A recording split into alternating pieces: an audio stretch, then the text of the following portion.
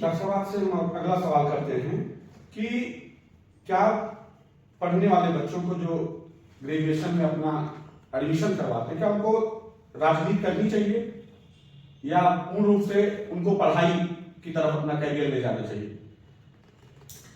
मेरा बहुत स्पष्ट मानना है कि पढ़े लिखे लोगों को राजनीति जरूर करना चाहिए। राजनीतिक क्षेत्र में पढ़े लिखे लोगों की बहुत जरूरत है। हम लोग जिस समय विश्वविद्यालय में छात्र के रूप में थे, तो आप जानिए कि उस विश्वविद्यालय में कई ऐसे प्रोफेसर थे जो छात्र संघ के पदाधिकारी रह चुके। हम लोगों के सामने श्री शोभनाथ सिंह जी, उस समय जब हम विश्वविद्यालय में आए थे तो हम लोगों के छात्र के महामंत्री थे और बीएससी के गोल्ड मेडलिस्ट थे। अच्छा, बीएससी में सर जी छात्रावास में होते गोल्ड मेडलिस्ट थे। तो पढ़ने लिखने वाले ब्रिलियंट लोग जो है छात्र राजनीति में आते थे। और लाल बहादुर सिंह जी उस समय इलाहाबाद विश्वविद्यालय के छात्र संघ अध्यक्ष थे। हिंदुस्तान में उस समय उनके जितना बढ़िया वक्ता छात्र राजनीति में कोई नहीं था। तो इतने बेहतरीन और मैथमेटिक्स के आदमी थे, साइंस के। तो पढ़ने लिखने वाले लोग छात्र राजनीति में आते थे, एक बात।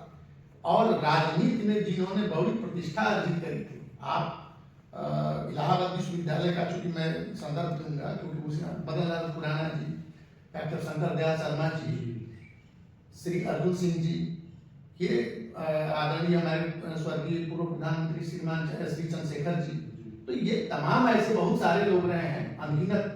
और हिंदुस्तान के आज तक के सबसे बड़े संविधान विशेषज्ञ डॉक्टर सुभाष कश्यप, ये सब इलाहाबाद विश्वविद्यालय शासन पदाधिकारी रहे। आप सोचिए, तो इन लोगों ने इतने अपने अपने क्षेत्रों में बड़ी विशिष्टता अर्जित करी। और आप अभी भी आप पत्रकारिता जगत में आप देखिए, इंडिया टीवी के जो मालिक हैं श्री पद्मश्री श्री रजत शर्मा जी, ये दिल्ली यूनिवर्सिटी स्टूडेंट एसोसिएशन के महामंत्री रहे।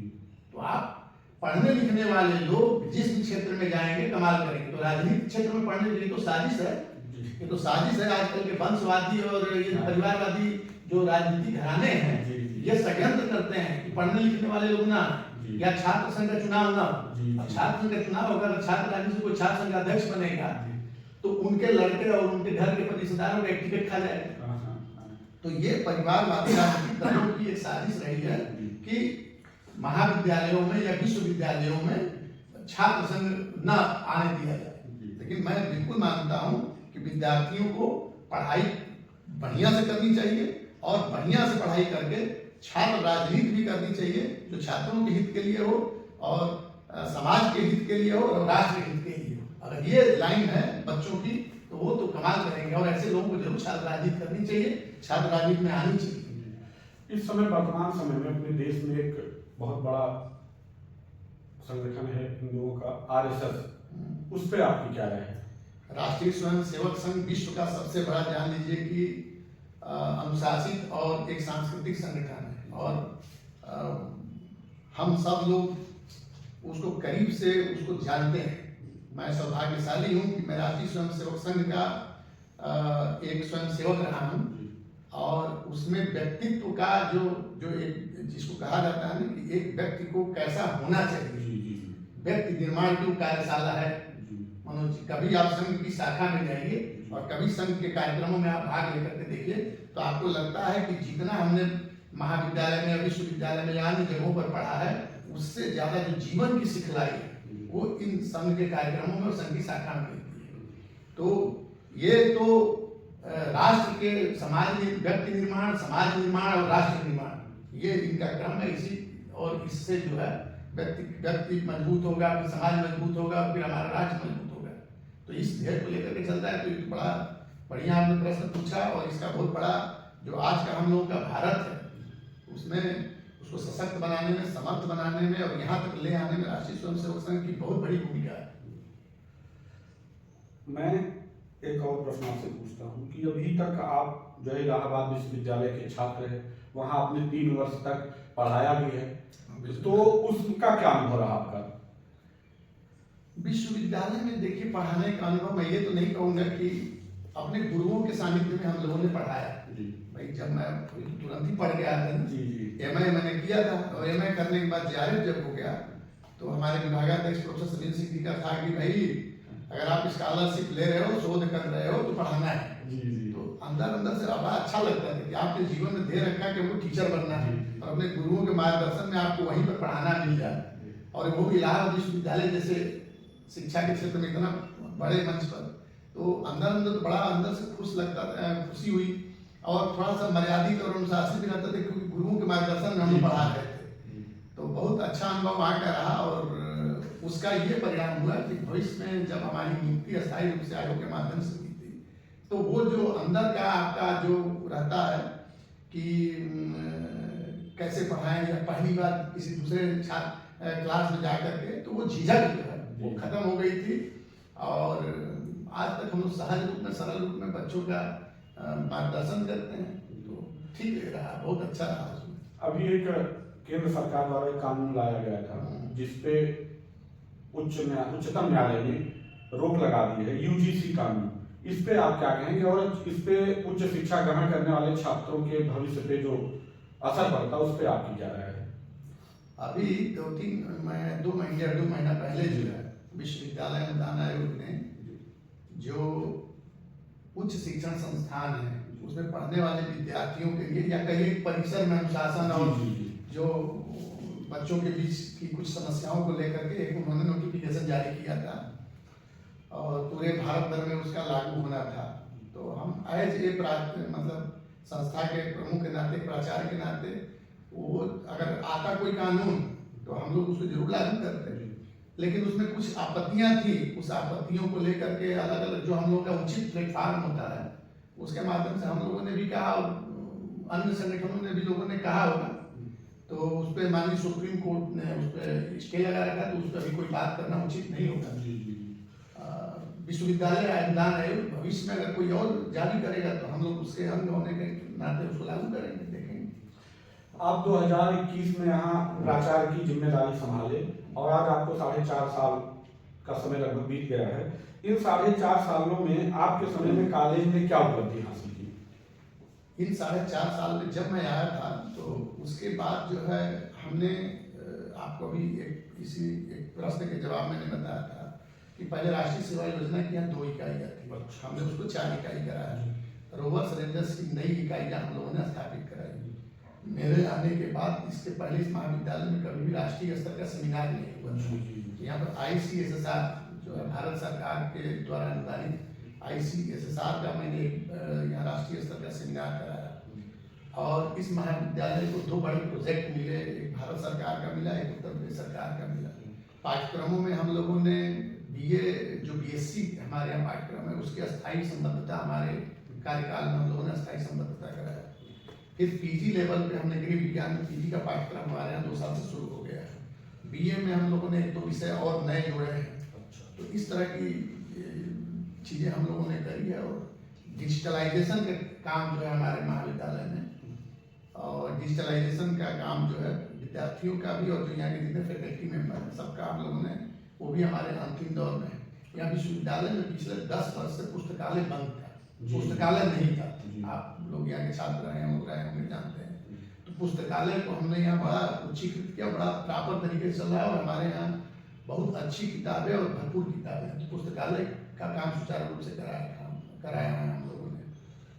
और समय के हिसाब से जो राष्ट्रीय शिक्षा नीति जो लागू हुई है उसके पाठ्यक्रमों को और परीक्षा प्रणाली में भी बहुत व्यापक बदलाव हुआ है। बड़ा अच्छे से सब चल रहा है, काम बढ़ गया है जी, लेकिन अच्छे से काम चल रहा है, और जल्दी ही 1-2 साल में हम लोग और अपने महाविद्यालय के लिए कुछ बड़ी और गौरवपूर्ण उपलब्धियां हासिल करेंगे। डॉक्टर साहब, आप अपने जब आप शिक्षा ग्रहण कर रहे थे उसी जीवन से आप वहाँ आपने PG किया, आपने जो है जैसे ही JRF क्वालिफाई किया, उसी समय से आप बच्चों को शिक्षा भी देने लगे। उस समय से लेकर के अब तक बहुत से आपके द्वारा पढ़ाए हुए छात्र छात्राएं देश की अच्छी सेवा में गए होंगे। क्या कभी ऐसी आपके साथ ऐसी घटना हुई है कि आप कहीं अकेले में हैं या कहीं आप यात्रा कर रहे हैं और आपके द्वारा पढ़ाए गए छात्र या छात्राएं आपसे मिले हो, और मिलने के बाद उनको आपको परिचय बताना हो कि सर आपने मुझे पढ़ाया था और मैं ये हूँ इस जगह हूँ? क्या कभी ऐसी घटना हुई आपके इस जीवित दिन में? छात्र तो हम लोगों को पहचान ही जाते हैं, तो हम एज अध्यापक एक शिक्षक के रूप में मुझे ये नहीं बच्चों को बताना पड़ा। वो बच्चे और जो अच्छे बच्चे होते हैं जो पढ़ने लिखने में ना हम लोग पहले दिन से जान जाते हैं। जैसे आप किसी क्लास में पढ़ाते हो ना तो आपको लगता है कि ये 2-3 बच्चे हैं हमारे, वो समझ में आ जाता है शिक्षक को कि ये 2-3 बच्चे हैं, ये चीनी के बोरा है हमारे, ये काम करेंगे। तो ऐसे बच्चों को रहता है। और मैं तो बड़ा, आप जानते हैं मैं सामाजिक जीवन में मैं बड़ा भाग्यशाली हूँ कि मेरे मित्र बहुत हैं। तो मैं उनके हमेशा निरंतर उनके संपर्क में रहता हूँ, मित्रों के भी और जो मेरे अच्छे विद्यार्थी हैं। मेरे 25 साल 22 साल 24 साल पुराने विद्यार्थी हमारे एकदम निरंतर रेगुलर टच में, तो उन लोगों का भी हर चीज रहता है। एक बार मैं आपको एक सामान्य घटना बताऊं। मैं जब दिगंबर जैन कॉलेज बड़ौदा में था तो मैं एनसीसी अफसर भी था। अच्छा। तो एक दिन क्या हुआ कि जहाँ लखनऊ में मेरा आवास है, जहाँ मेरे परिवार के लोग रहते हैं, पत्नी रहती है, तो एक दिन हमारे जस्ट बगल में जो है एक ब्रिगेडियर साहब है। तो वो जब उनका एक जगह से दूसरी जगह स्थानांतरण हुआ तो उनका सामान लेकर के एक आदमी आया। वो होता है कि अफसरों के सामान कोई पहले लेकर के ट्रक से आ रहा है, तो वो संजोग से वो बाद में आने, उनका एक दिन बाद में आए। तो उन्होंने हमको फोन कर दिया था कि ऐसा वैसा है कि ये जो है हमारा बंदा वो सब सामान लेकर के जाएगा और आप उसको रखवा के चाबी जरूर ले लीजिए। हमने ले लिया, वैसे करा करके जैसे चाबी मैंने बंद चाबी लेने लगा तो वो एक जो है आर्मी का सूबेदार या जैसी वो रहा होगा, तो चाबी वो भी लेकर के जैसे ही मैं अंदर गया तो उस जो आदमी आया था आर्मी का अफसर, उसको उन्होंने हमारा नंबर भी दे रखा था कि फोन करके चाबी उनको दे। तो आधे घंटे बाद उसने फोन करके कहा कि सर पांडे सर नहीं है क्या? तो हमने कहा कि हाँ तुम कह रहे सर मैं आपका एनसीसी में आपने मुझे जो है, तो हमने फिर कहा कि सर मैं आपको देखा 20 साल बाद। तो हमने कहा अच्छा। तो ऐसे बहुत सारे बच्चे, एक बच्चा हमारे लड़के को रिजर्वेशन में वो नहीं मिल रहा था टिकट, उसको दिल्ली से आना था। तो किसी ने बताया हमको कि सर वहाँ भावना कुंडीर जो है वो रेलवे में वहाँ जीआरपी में दिल्ली नई दिल्ली स्टेशन को वहीं पर जो है इंस्पेक्टर है। तो मैं कहीं से उसका नंबर उसने दिया, हमने बात की तो इतनी खुश हुई, इतनी प्रसन्न हुई और उसने सारी अपने व्यवस्था से वो बच्चे को हमारे घर पर उसने भेजा। तो ऐसे सुखद अनुभव मिलते हैं। इसीलिए मैं कहा कि शिक्षक जो होता है, मैं एक उदाहरण बताऊंगा। प्रोफेसर मुरली मनोहर जोशी जी इलाहाबाद विश्वविद्यालय में प्रोफेसर थे, शिक्षक थे। मैं बताऊं कि शिक्षकों का जो जलवा होता है क्या होता है। तो प्रोफेसर जोशी जब हम लोग थे तो उसमें प्रोफेसर थे। अच्छा। वो रेलवे स्टेशन पर प्रयागराज से दिल्ली जाते थे बाई ट्रेन। हाँ बाई ट्रेन, प्रयागराज के एमपी भी रहे। तो जब वो जाते थे तो सारे विश्वविद्यालय के जितने छात्र और जो उनके संपर्क में रहने वाले लड़के थे जाकर के रेलवे स्टेशन पर नारा लगाते थे कि गुरु नहीं अकेले हैं, उनके लाखों चेले हैं। तो बड़ी शिक्षकों का जो है, अगर शिक्षक लोकप्रिय है, शिक्षक अपने बच्चों के साथ बहुत अच्छे पुत्रवत स्नेह करता है और अपने विषय का पारंगत विद्वान है, तो वो सार्वकालिक जहाँ जहाँ उसके बच्चे हैं उसको प्रतिष्ठा देंगे और उसको अच्छा लगेगा। अच्छा, आपके जो चहेते छात्र हैं, पढ़ाए हुए विद्यार्थी हैं, आपने कितनों को ये सलाह दी कि आप शिक्षक बनने के रास्ते पे चलिए? देखिए, हम लोग ना बताते हैं कि हम किसी को कहते नहीं। अच्छा। हम लोग क्या करते हैं कि बच्चों में देख लेते हैं ये किस लायक है। जैसे अगर एनसीसी, हमारे एनसीसी का भी यूनिट है, एनसीसी में बहुत सारे बच्चे अगर बहुत शानदार करते हैं तो हम लोग कहते हैं बेटा तुम आर्मी में जाओ। भाई आर्मी के थ्रू अगर आपने सी सर्टिफिकेट किया और आर्मी में भी ऐसे बढ़िया लोगों की जरूरत है जो अनुशासित हैं और जिनका लगता है कि अफसर बनने लायक, सी सर्टिफिकेट करके डायरेक्ट एसएसबी, तो उनको हम लोग इस तरह की राय देते हैं। लेकिन अगर लड़का किसी का जैसे पीजी में पढ़ा रहा है और उसको विषय की समझ बहुत अच्छी है, उसका जो स्वभाव है लगता है कि ये इस टॉपिक को बहुत अच्छे से समझा देगा, या उसका लेखन कला प्रोजेक्ट लेकर के आया तो लगता है कि बहुत अच्छे से लगता है, तो उसमें ये लगता है कि ये लड़का जो है अगर शिक्षक बनेगा तो वो ज्यादा समाज के लिए उपयोगी है।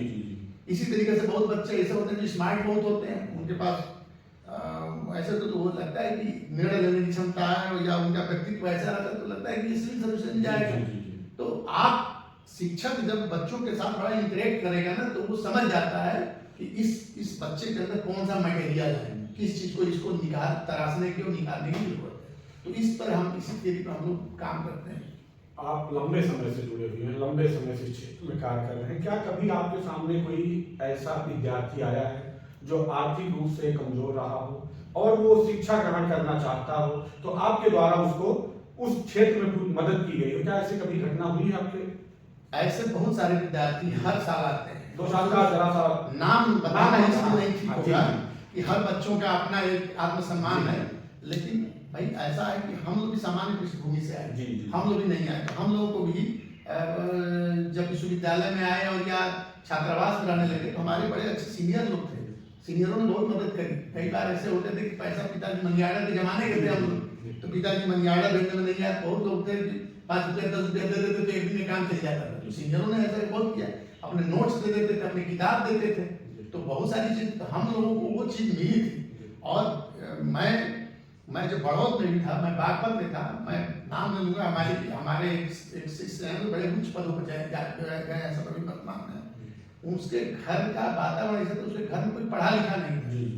और वो छात्रा जब हम लोगों के पास आती है उसके अंदर बहुत जबरदस्त टैलेंट था। और वो जानिए कि तो हम लोगों ने बड़ा उनके माँ बाप को भी मैनेज किया, खूब समझाया, और वो बड़े अच्छे बहुत बड़े पद पर बच्चे गए और हर तरह की मदद करी, हर तरह की मदद। और आज भी हम लोग मदद करते रहते हैं। हम नहीं, हमारे बहुत जानने वाले शिक्षक ऐसे हैं, करते हैं मदद। खुशी होती है कि बच्चे जाएगा, कमाल करेगा, अच्छा करेगा। हम लोग उन लोगों ने किया तो हम लोगों ने किए। डॉक्टर साहब, अभी तक आपसे मैं आपके कार्यक्षेत्र के विषय में बात कर रहा था। आपके क्या अनुभव रहे, क्या आपने कैसे लोगों को, समाज के अच्छे विद्यार्थियों को आपने दिशा दी? अब मैं आपसे एक व्यक्तिगत प्रश्न पूछना चाहता हूँ। हमारी आपकी मुलाकात लगभग 12-14 वर्ष पहले हुई थी, और अभी आपने कहा उसमें कि आरएसएस जो है एक अच्छा संगठन है, उसी के साथ हमारी आपकी मुलाकात हुई थी। जैसे फिटनेस आपकी उस समय थी वैसी फिटनेस आज भी आपकी है, तो आपकी फिटनेस का राज क्या है और कैसे आप इतने फिट रहते हैं? सहज रहते हैं, सबसे मिलते जुलते रहते हैं, प्रसन्न रहते हैं, और सामान्य रूप से भोजन करते हैं। कोई ऐसा नहीं, सादा खाना खाते हैं, भोजन करते हैं। और मैं, आप जब भी मुझसे मिलते होंगे ये जरूर लगता है मैं बहुत प्रसन्न रहता हूँ। मैं कभी टेंशन में, तनाव में और इस तरह की चीजों में नहीं रहता हूँ, तो बहुत सहज रहता हूँ, सरल रहता हूँ।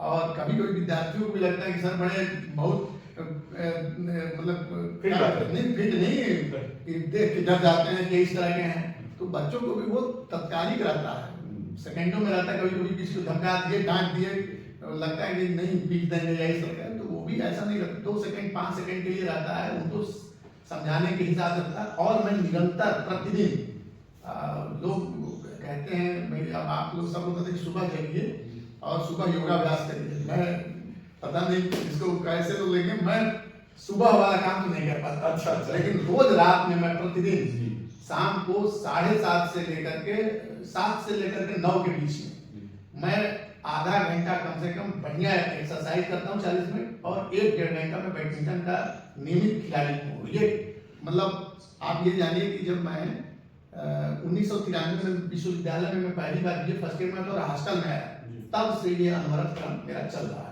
तो यही है। डॉक्टर साहब, आपने हमें इतना समय दिया, अब आपसे एक अंतिम ये है कि आप न्यूज एक्सप्रेस के दर्शकों को क्या संदेश देना चाहेंगे? मैं न्यूज एक्सप्रेस 72 के सभी श्रोताओं को, सभी ऑडियंस को, मैं सभी को यही कहूंगा कि जो बातें इन्होंने पूछी थी, और एक शिक्षक के रूप में मैं विद्यार्थियों को ये कहूंगा कि जो बातें हमने आपके काम की बताई उस पर जरूर अमल करिए, पढ़ाई जरूर करिए और तन्मयता से करिए। अभिभावकों को ये मेरा सुझाव है कि वो अपनी कोई भी चीज जबरदस्ती अपने विद्यार्थी, अपने बच्चों पर न थोपें। और ये पट्टी, ये पोस्ट ग्रेजुएट कॉलेज पट्टी प्रतापगढ़ और इस क्षेत्र के समस्त क्षेत्रवासियों से मेरा आग्रह है कि ये महाविद्यालय आप सभी का है। हम लोग तो यहाँ पर जो एक जिम्मेदारी मिली है उसको निभाने के लिए है, लेकिन ये महाविद्यालय आप लोगों का ही है, आपके बच्चों का है।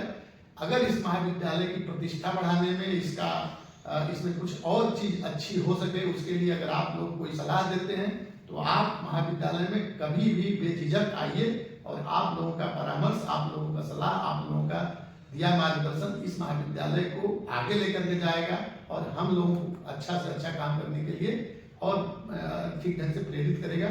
ये मेरी आप लोगों से अपेक्षा है, और विद्यार्थियों से मेरा यही है कि आप विद्यार्थी जीवन में मन लगा करके और एकाग्रचित होकर के अपने पठन पाठन के काम को जरूर पूरा करिए।